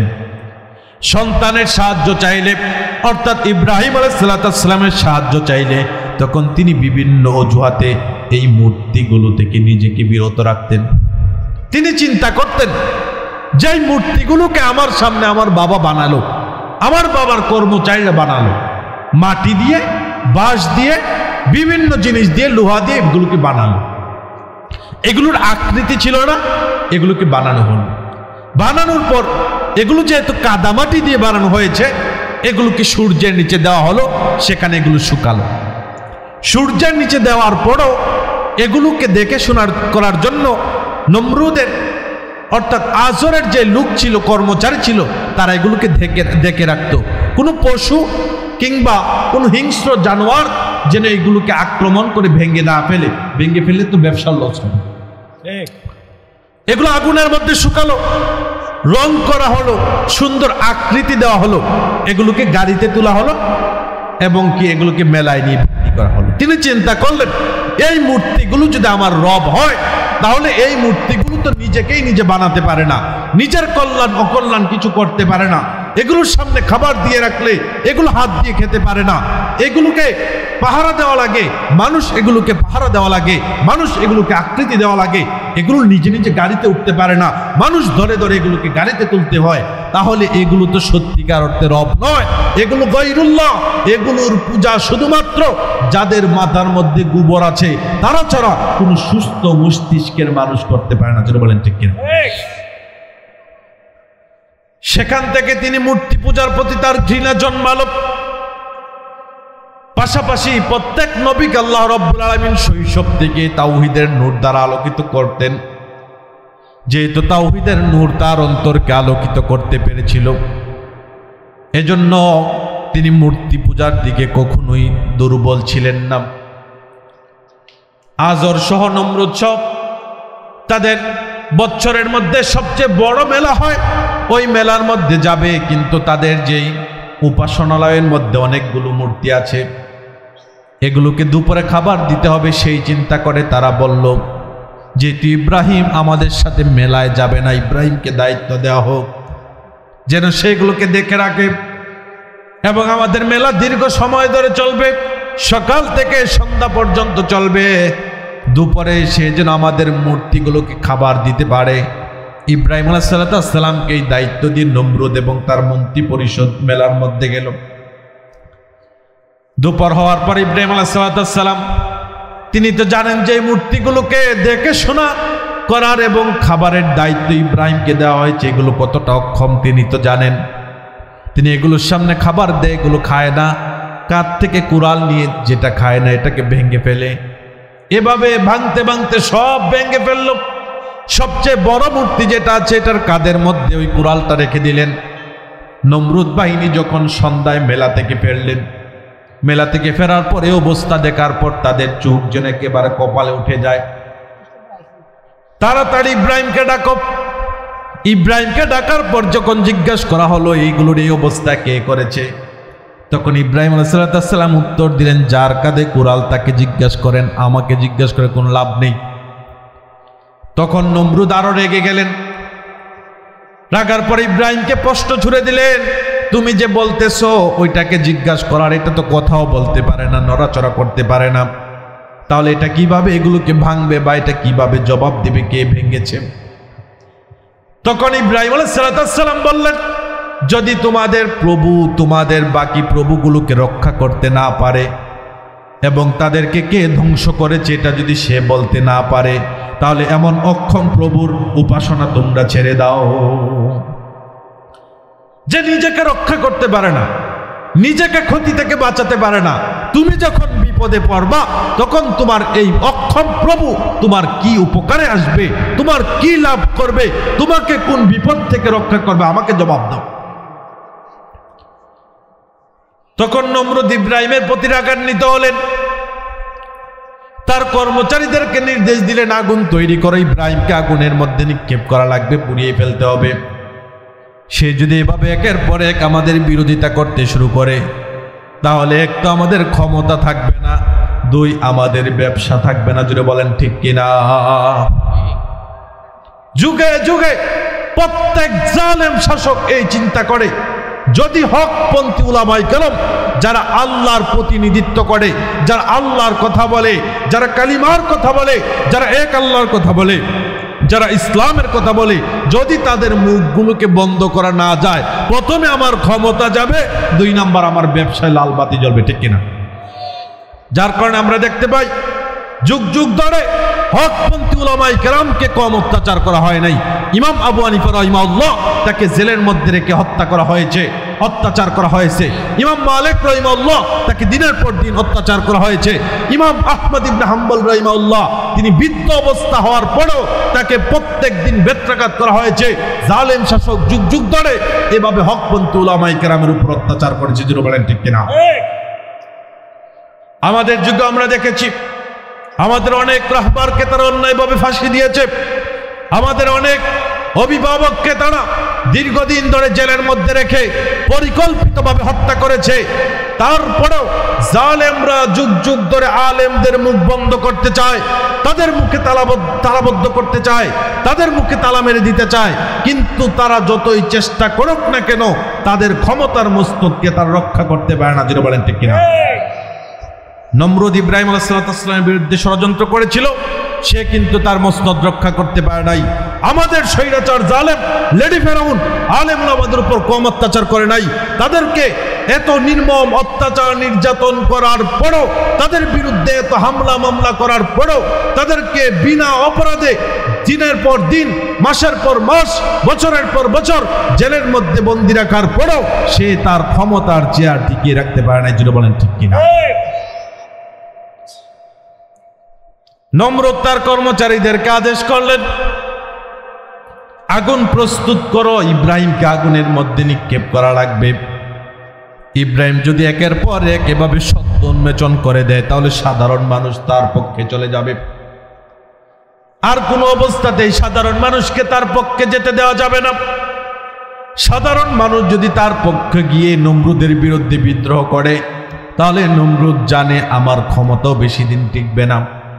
এজন্য আগুন প্রস্তুত করলো এবং আগুনে ইব্রাহিম আলাইহিস সালামকে নিক্ষেপ করে দেওয়ার জন্য উপক্রম হলেন। আল্লাহ যে আমাদের সাথে চুক্তিবদ্ধ ছিলেন, আল্লাহ যে আমাদের সাথে চুক্তি করেছেন, আল্লাহ যে আমাদের সাথে ওয়াদাবদ্ধ হয়েছেন, ওয়া ইন তাসবিরু ওয়া তাত্তাকু লা ইয়াদুররুকুম কাইদুহুম শাইআ, যদি ধৈর্য ধারণ করো এবং যদি তাকওয়ার পথ অবলম্বন করো, আল্লাহর ভয় অন্তরে লালন করে সমস্ত তাগুদের ভয় যদি অন্তর থেকে জেরে ফেলতে পারো, লা ইয়াদুররুকুম কাইদুহুম শাইআ, তাহলে নমরুদ বাহিনী, ফেরাউন বাহিনী, আবু জেহেল বাহিনী তোমাদের বিরুদ্ধে যতই ষড়যন্ত্র করুক না কেন, তারা কোনোদিন তাদের ষড়যন্ত্রে সফল হবে না। আগুন প্রস্তুত করা হলো, ইব্রাহিম আলাইহিস সালামকে নিক্ষেপ করা হবে। আল্লাহ রাব্বুল আলামিন যেহেতু ওয়াদাবদ্ধ হয়েছিলেন, আল্লাহ রাব্বুল আলামিনের ওয়াদা রক্ষা করার সময় এসেছে।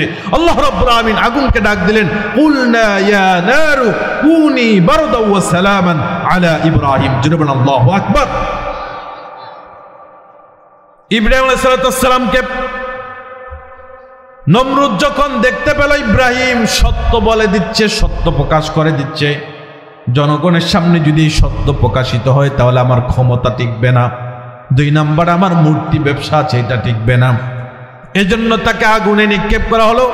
আর ওই দিক দিয়ে আল্লাহ রাব্বুল আলামিন আগুনকে ডাক দিয়ে বলেন, ইয়া নারু, হে আগুন, কুনি বারদাও ওয়া সালামান আলা ইব্রাহিম, তুমি আমার বন্ধু ইব্রাহিমের জন্য প্রশান্তিদায়ক ঠান্ডা হয়ে যাও।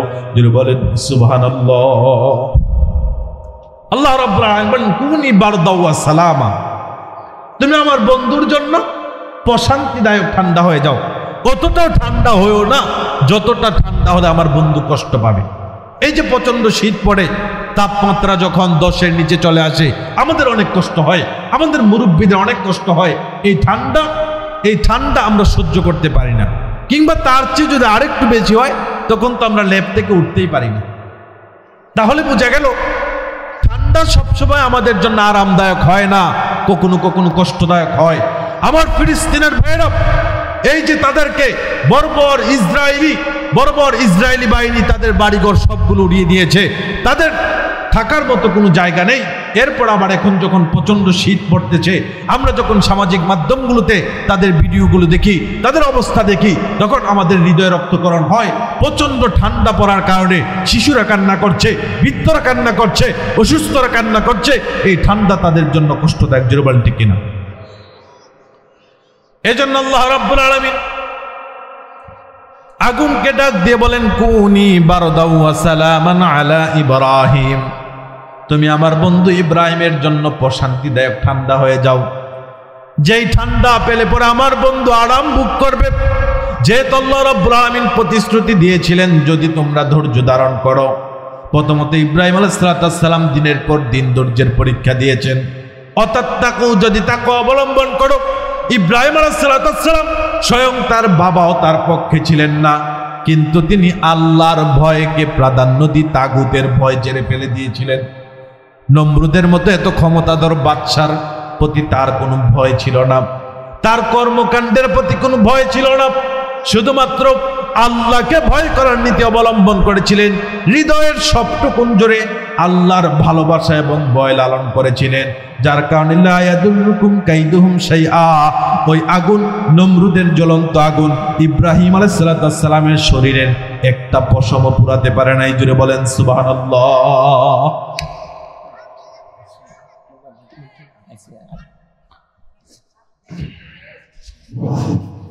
নারায়ে তাকবীর, আল্লাহু আকবার, আল কোরআনের আলো,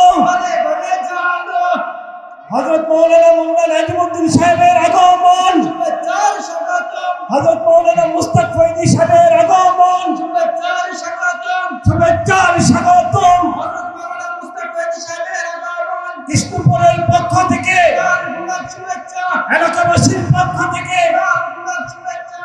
সম্মানিত এলাকাবাসী, আপনাদের অবগতির জন্য জানানো যাচ্ছে যে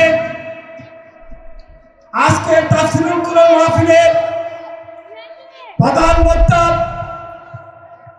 প্রধান আকর্ষণ হযরত মাওলানা মুস্তাক ফয়জি সাহেব আমাদের মাঝে উপস্থিত হয়েছে এবং বিশেষ বক্তা হযরত মাওলানা মোল্লা নাজিমউদ্দিন সাহেব আমাদের মাঝে উপস্থিত হয়েছে। কিছুক্ষণের মধ্যেই প্যান্ডেলের মধ্যে উপস্থিত হয়ে যাবে ইনশাআল্লাহ। আপনারা যারা এদিক সেদিক ঘোরাফেরা করছেন, মাঠে ময়দানে ঘোরাফেরা করছেন, তাদেরকে অনুরোধ করছি আপনারা মাহফিলের সৌন্দর্য রক্ষার্থে আপনারা মাহফিলের প্যান্ডেলে উপস্থিত হওয়ার জন্য সবিনয়ভাবে বিনীতভাবে অনুরোধ করছি।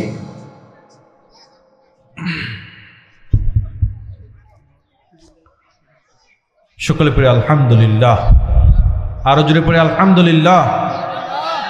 আমাদের আজকের প্রোগ্রামের বাকি যে দুইজন মেহমান আছে, যাদের কথা শোনার জন্য আপনারা দীর্ঘদিন ধরে অপেক্ষা করছেন, ইনশাল্লাহ আলহামদুলিল্লাহ তারা উপস্থিত হয়েছেন। ইনশাল্লাহ ধারাবাহিকভাবে কথা বলবেন। যে কথাটা বলতেছিলাম, আল্লাহ রাব্বুল আলামিন মুত্তাকিদের সাথে চুক্তিবদ্ধ হচ্ছেন, চুক্তি করতেছেন। প্রথম চুক্তি, যদি তোমরা ধৈর্য ধারণ করো এবং তাকওয়ার পথ অবলম্বন করো, তাহলে কাফেররা, মুশরিকরা, তোমাদের শত্রুরা তোমাদের বিরুদ্ধে যতই ষড়যন্ত্র করুক না কেন, তারা তোমাদের বিন্দু পরিমাণ ক্ষতি করতে পারবে না। জোরে বলেন ঠিক কিনা? তাহলে ইব্রাহিম আলাইহিস সালামকে আল্লাহ রাব্বুল আলামিন রক্ষা করলেন, যেহেতু তিনি অন্তরের মধ্যে আল্লাহর ভয় এবং ভালোবাসা লালন করেছিলেন।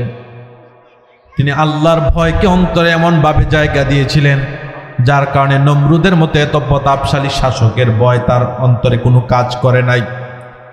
যার কারণে আল্লাহ রাব্বুল আলামিন নমরুদের এই কঠিন ষড়যন্ত্র থেকে আমাদের পিতা ইব্রাহিম আলাইহিস সালামকে রক্ষা করেছেন।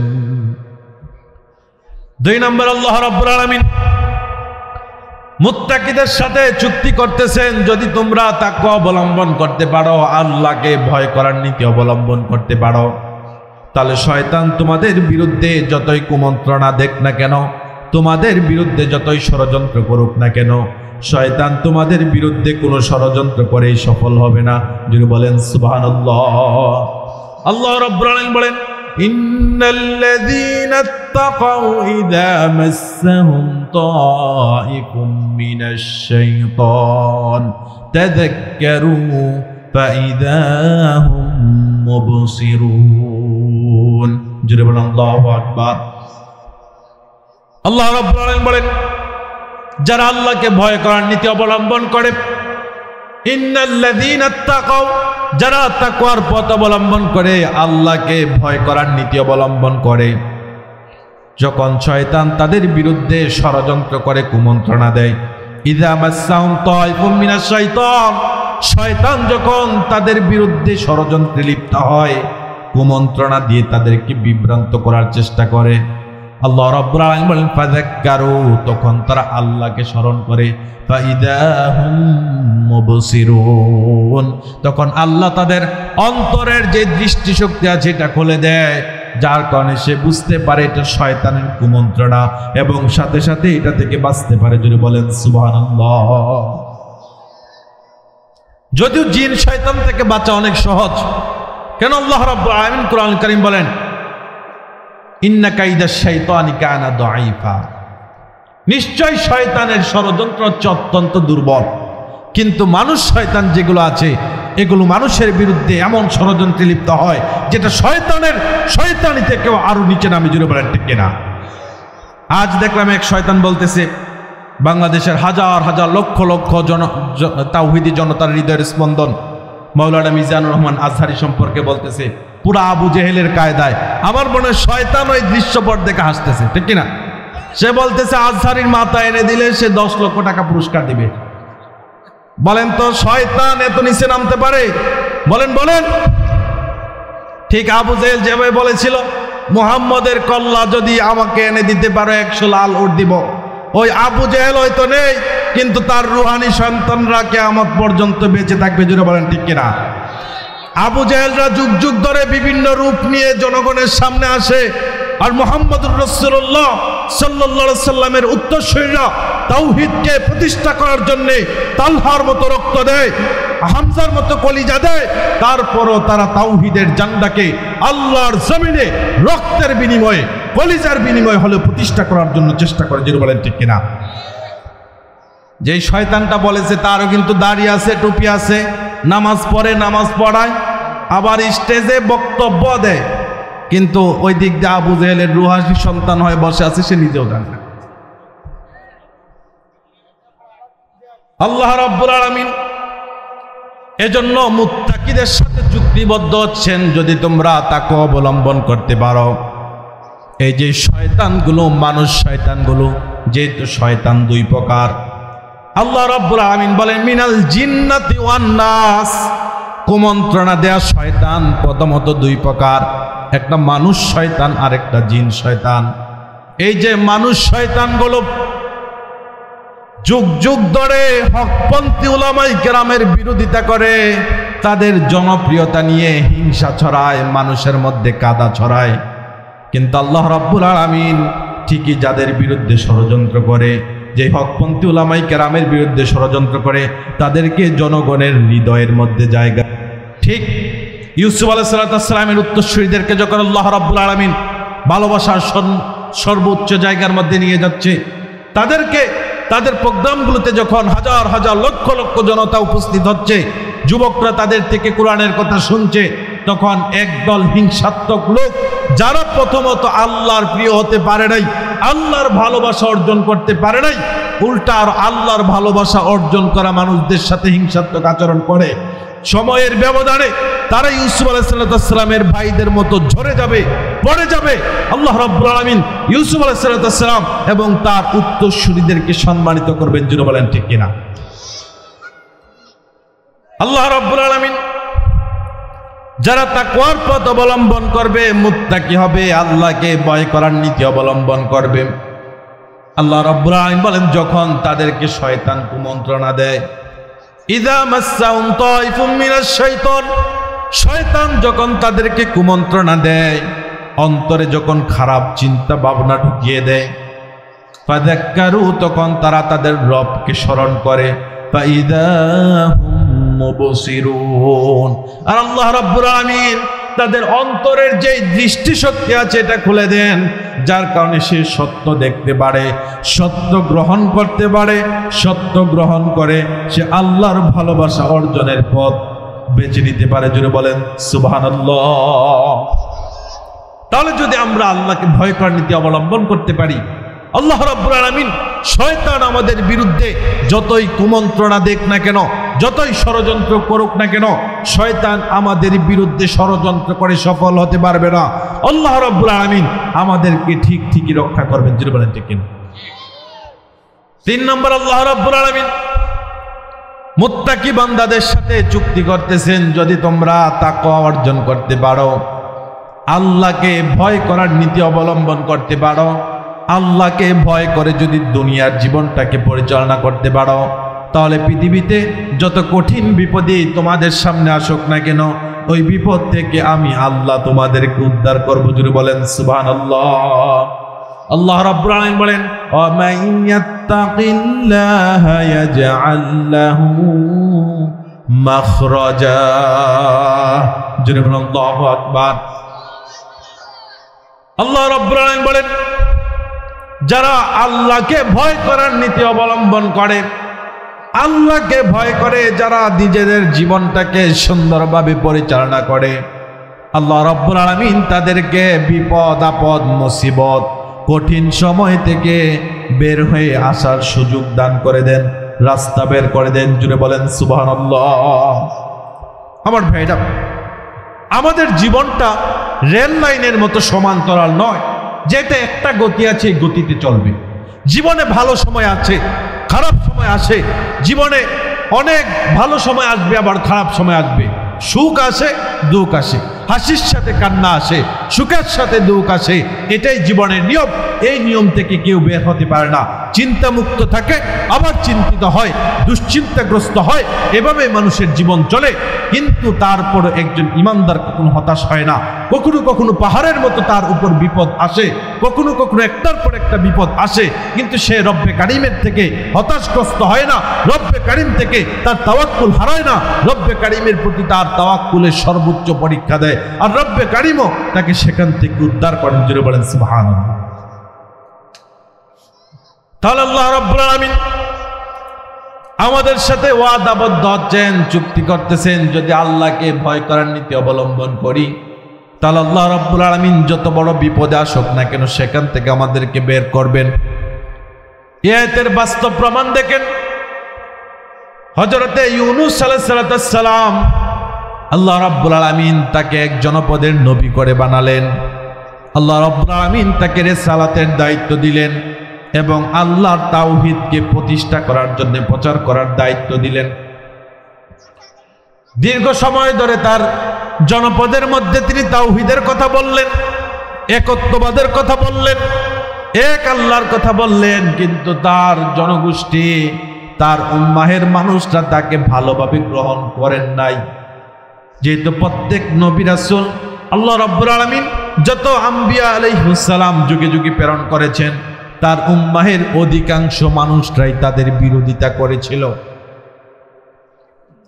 হযরত ইউনূস আলাইহিস সালামের উম্মাহ অনেকে যখন তার বিরোধিতা করল, আল্লাহ রাব্বুল আলামিনের পক্ষ থেকে তিনি যেই তাওহীদের কথা বললেন, ওই তাওহীদের কথা তারা গ্রহণ করছেন না। একটা সময় তাদের প্রতি বিরক্ত হয়ে তিনি জনপদ ছেড়ে অন্য জনপদে চলে যাওয়ার ইচ্ছা পোষণ করলেন। কিন্তু আল্লাহ রাব্বুল আলামিন যেহেতু তাকে দায়িত্ব দিয়েছেন, সুতরাং আল্লাহর দায়িত্ব পালন করতে গিয়ে তাকে ধৈর্য ধারণ করতেই হবে, এটা আল্লাহর সিদ্ধান্ত ছিল। কিন্তু তিনি ধৈর্য ধারণ করতে পারলেন না। তিনি যখন সিদ্ধান্ত নিয়ে তার জনপদ থেকে বের হয়ে গেলেন, আল্লাহ রাব্বুল আলামিন তাকে সামান্য একটু শাস্তি দিলেন। একটা নদীর মধ্যে আল্লাহ রাব্বুল আলামিন সেখানে তাকে নৌকা থেকে ফেলে দিলেন। আল্লাহ রাব্বুল আলামিন সেখান থেকে মাছের পেটে মাছ ইউনূস আলাইহিস সালামকে গিলে ফেলল এবং ওই মাছ সমুদ্রের তলদেশে চলে গিয়েছে। হযরত ইউনূস আলাইহিস সালাম যখন বিপদের মধ্যে পড়লেন, তখন তিনি বুঝতে পারলেন রব্বে কারীমের সিদ্ধান্তের উপর আমার সিদ্ধান্ত নেওয়াটা সঠিক ছিল না। এজন্য তিনি তার ভুল বুঝতে পারলেন। কিন্তু তারপরও রব্বে কারীমের প্রতি তার কোনো অভিযোগ নেই। সমুদ্রের তলদেশে মাছ চলে গিয়েছে, চারদিকে একেবারে অন্ধকার, কোনো আওয়াজ নেই, কথা নেই, আলো নেই, খাবার নেই, কোনো কিছু নেই। তিনি চিন্তা করলেন এই কঠিন পরিস্থিতি থেকে আমাকে একমাত্র উদ্ধার করতে পারে আমার রব। আমার রব ছাড়া এখানে আমার ডাক শোনার মতো কেউ নেই এবং আমাকে উদ্ধার করার মতো কেউ নাই। জোরে বলেন ঠিক কিনা? হযরত ইউনূস আলাইহিস সালাম নিজের ভুল বুঝতে পারলেন। নিজের ভুল বুঝার পর তিনি আল্লাহর প্রতি কোনো অভিযোগ দিলেন না, আল্লাহকে কথা বললেন না, হায় আল্লাহ, এত বছর ধরে আপনার পক্ষ থেকে দায়িত্ব পালন করলাম, সামান্য একটু ভুলে আমাকে শাস্তি দিলেন। এ কথা তিনি আল্লাহর প্রতি বললেন না। তিনি তার ভুল বুঝার পর আল্লাহ রাব্বুল আলামিনের কাছে কায়মানুবাক্যে একেবারে বিনয়ের স্বরে বললেন, লা ইলাহা ইল্লা আনতা সুবহানাকা ইন্নী কুনতু মিনাজ জালিমিন, যেটাকে আপনারা দুআ ইউনূস হিসাবে চিনেন। সমুদ্রের তলদেশে হযরত ইউনূস আলাইহিস সালাম বিপদে পড়লেন। এখন আমরা হলে প্রথমে আল্লাহকে অভিযোগ দিতাম, হায় আল্লাহ, বিপদ দেওয়ার মতো কি আমাকে ছাড়া আর তোমার কাউকে চোখে পড়ে না? এমন ইমানদার আছে না নেই? বলেন বলেন। জীবন খুব ভালো কাটছে, আল্লাহর অসংখ্য নেয়ামতের মধ্য দিয়ে কাটছে, এরপরও সামান্য একটু বিপদ আসলে হায় আল্লাহ, আপনি বুঝে আমাকে ছাড়া আর কাউকে দেখলেন না, আমাকেই শুধু বিপদ দেওয়ার জন্য শুধু আমাকেই দেখলেন, আমাকে ছাড়া আর কাউকে দেখলেন না। সকল বলেন নাউযুবিল্লাহ। যে রব্বে কারীম আমাদেরকে এত নেয়ামত দিচ্ছেন, এত নাফরমানির পরেও রব্বে কারীম আমাদেরকে এত নেয়ামত দিচ্ছেন, ওই রব্বে কারীমের প্রতি আমাদের ভালোবাসা ছাড়া কোনো অভিযোগ থাকতে পারে? আরো জোরে বলেন, থাকতে পারে? হযরত ইউনূস আলাইহিস সালাম বিপদে পড়লেন এবং আল্লাহর কাছে তার কোনো অভিযোগ পেশ না করে তিনি তাওহীদের কথা বললেন। তিনি তো বিপদ থেকে উদ্ধার হওয়ার কথাও বলতে পারতেন, কিন্তু এটা বলেন নাই। তিনি আল্লাহকে প্রথমে তাওহীদের ঘোষণা দিলেন, লা ইলাহা ইল্লা আনতা, আল্লাহ, আপনি ছাড়া সত্যিকার অর্থে কোনো ইলাহ নেই, মাবুদ নেই, রিজিক দাতা নেই, উদ্ধারকারী নেই, এবং কি হায়াত দাতা, মৃত্যু দাতা নেই। ঠিক কিনা? ইলাহুন মানে আল্লাহ ছাড়া কোনো কিছুই নেই। সূরা আর রহমান এই ইলাহুনের ব্যাখ্যা রহমান দিচ্ছেন, কুল্লু মান আলাইহা ফান ওয়া ইয়াবকা ওয়াজহু রাব্বিকা যুল জালালি ওয়াল ইকরাম। যিনি বলেন আল্লাহু আকবার। এই যে এত বড় বড় পাহাড় দেখেন, যেগুলোর দিকে মাথা উঁচু করে তাকাতে হয়, নরমাল ভাবে তাকালে দেখা যায় না, মাথা উঁচু করে পাহাড়ের যে চূড়া আছে ওটা দেখতে হয়। এত বিশাল আসমান আমরা দেখি, আল্লাহ রাব্বুল আলামিন খুঁটি চারা কিভাবে দাঁড় করিয়ে রেখেছে, এত বিশাল বিশাল সমুদ্র দেখি, যখন সমুদ্রে কিনারা যাই তখন দেখি নিজেকে কত তুচ্ছ মনে হয়, কত ছোট মনে হয়। এত বিশাল সমুদ্র আল্লাহ রাব্বুল আলামিন সৃষ্টি করেছেন, এগুলো সব আল্লাহ রাব্বুল আলামিন সৃষ্টি করেছেন, তার শ্রেষ্ঠত্ব বর্ণনা করেছেন। কিন্তু যখন এগুলোর নির্দিষ্ট সময় চলে আসবে, তখন জমিনের বড় বড় পাহাড়গুলো তুলার মতো উঠতে থাকবে। জোরে বলেন ঠিক কিনা? এগুলো সব ফান শেষ হয়ে যাবে, নষ্ট হয়ে যাবে, ধ্বংস হয়ে যাবে, আকাশ চূর্ণ বিচূর্ণ হয়ে যাবে, পাহাড়গুলো রঙিন তুলার মতো উঠতে থাকবে। গ্রীষ্মে যখন তুলা যখন হয় আর দক্ষিণা বাতাস যখন আসে, তুলাগুলো ফেটে ফেটে এগুলো উড়ে আমরা দেখি বিভিন্ন গাছের মধ্যে এগুলো আটকে যায়। এগুলো উঠতে উঠতে এক জনপদ থেকে অন্য জনপদে যায়। কিয়ামতের আগে ইসরাফিল আলাইহিস সালামের সিংহা ফুৎকার দেওয়ার পর আকাশ চূর্ণ বিচূর্ণ হয়ে যাবে, আর জমিনের এই বড় বড় পাহাড়গুলো এই তুলার মতো উঠতে থাকবে। তাহলে এত বড় বড় মাথা উঁচু করা পাহাড়গুলো পর্যন্ত চূর্ণ বিচূর্ণ হয়ে যাবে। ওয়ায়াবকা ওয়াজহু রাব্বিকা যুল জালালি ওয়াল ইকরাম, কিন্তু মহান সত্তা রব্বে কারীম বেঁচে থাকবেন, তিনি ছাড়া বাকি সব ধ্বংস হয়ে যাবে। রব্বে কারীমের এক টুকরো এক বিন্দু কোনো হেরফের হবে না। তিনি সেই তাওহীদের স্বীকৃতি দিচ্ছেন, লা ইলাহা ইল্লা আনতা, আপনি ছাড়া কোনো ইলাহ নেই, আপনি ছাড়া সত্যিকার অর্থে কোনো উপাস্য নেই, আপনি ছাড়া সত্যিকার অর্থে কোনো মাবুদ নেই, আপনি ছাড়া সত্যিকার অর্থে কোনো রক্ষাকারী নেই। জুড়ে বলেন ঠিক কিনা?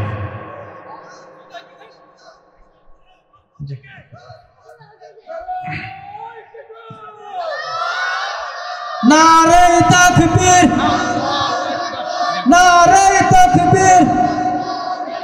হযরত মাওলানা মোল্লা নাজিমউদ্দিন সাহেবের আগমন, শুভেচ্ছার স্বাগতম। আলহামদুলিল্লাহ, অসংখ্য ধন্যবাদ মহান রব্বুল আলামিনের কাছে, যে মহান রব্বুল আলামিন আমাদের মাহফিলের প্রধান মেহমান, আমাদের মাহফিলের প্রধান আকর্ষণ হযরত মাওলানা মোল্লা নাজিমউদ্দিন সাহেব আমাদের মাঝে এসে উপস্থিত। আপনারা যারা এদিক সেদিক ঘোরাফেরা করছেন, অতটা এদিক সেদিক ঘোরাফেরা না করে আমাদের মাহফিলের প্যান্ডেলে এসে উপস্থিত হয়ে যান। আলহামদুলিল্লাহ, আমাদের মাহফিলের প্রধান আকর্ষণ আমাদের শ্রদ্ধাভাজন প্রিয় ব্যক্তিত্ব, আমাদের অভিভাবক শ্রদ্ধাভাজন মাওলানা মোল্লা নাজিমউদ্দিন হাফিজাহুল্লাহ চলে এসেছেন। ইনশাআল্লাহ কোরআন এবং সুন্নাহ থেকে প্রাণ খুলে কথা শোনাবেন। সম্মানিত ভাইরা, যে কথা বলতেছিলাম, 3 নম্বর আল্লাহ রাব্বুল আলামিন আমাদের সাথে চুক্তি করতেছেন, যদি আল্লাহকে ভয় করার নীতি অবলম্বন করতে পারি, যত কঠিন বিপদে আসুক না কেন আল্লাহ রাব্বুল আলামিন আমাদেরকে রক্ষা করবেন ইনশাআল্লাহ। সময় পেলে পরবর্তীতে কোনো এক মাহফিলে, কোনো এক প্রোগ্রামে আপনাদের সাথে আবার দেখা হবে। সেখানে ইনশাআল্লাহ দীর্ঘ সময় ধরে আপনাদেরকে কোরআন এবং সুন্নাহ থেকে কথা বলার চেষ্টা করব। যে কথাগুলো বললাম আল্লাহ রাব্বুল আলামিন আমাকে এবং আপনাদেরকে আমল করার তৌফিক দান করুক। হাদা মা ইনদি ওয়াল ইলমু ইনদাল্লাহ, আলাইহি তাওয়াক্কালতু ওয়া ইলাইহি উনীব। সুবহানাকাল্লাহুম্মা ওয়া বিহামদিকা, আশহাদু আল লা ইলাহা ইল্লা আনতা, আস্তাগফিরুকা ওয়া আতুবু ইলাইক। আসসালামু আলাইকুম ওয়া রাহমাতুল্লাহি ওয়া বারাকাতুহু।